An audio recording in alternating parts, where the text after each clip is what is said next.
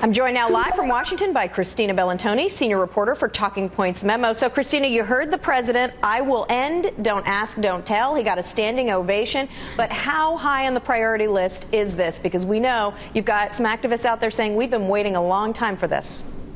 Well, the president, I'm sure, is well aware of the criticism that this has taken so long. One of the points that gay rights groups are making is that the president could sign an executive order halting dismissals under Don't Ask, Don't Tell. That's something that he hasn't done.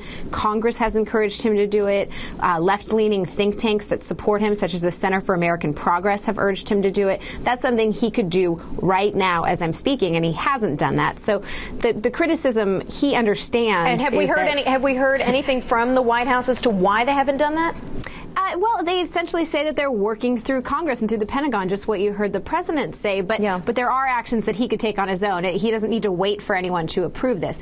But he is also correct that he has changed direction from extending some benefits to gay federal workers, even extending the White House Easter egg roll in the spring to gay and lesbian families in a broader sense than any other administration had ever done.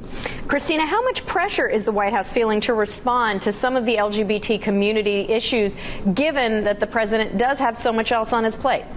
Yeah, well, they definitely want to keep their constituents happy, every constituent. And as a lot of people have noted, the LGBT community was supportive of him during the election.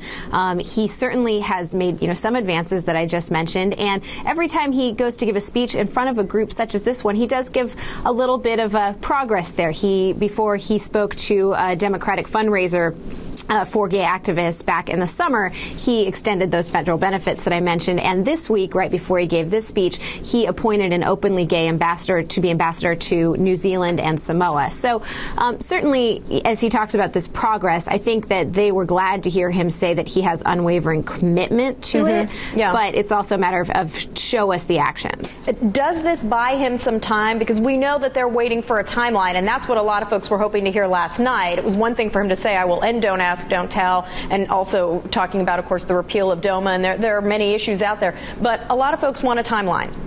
Yeah, well, one thing that could be a big victory for the White House coming up soon is the passage of hate crimes legislation. This is something that many Democrats have sought for a long time, and it looks like it may actually pass Congress, and the president has said he wants to sign it quickly. And you can also see him use, if he does sign it, use his remarks in that signing to talk about what he'll do in the future. That would be a major step forward. It hasn't happened yet, but he did mention Matthew Shepard, who the measure is named after, and said that he will sign it last night. All right, Christina Bellantoni. Good to see you, Christina. Thanks. Thanks.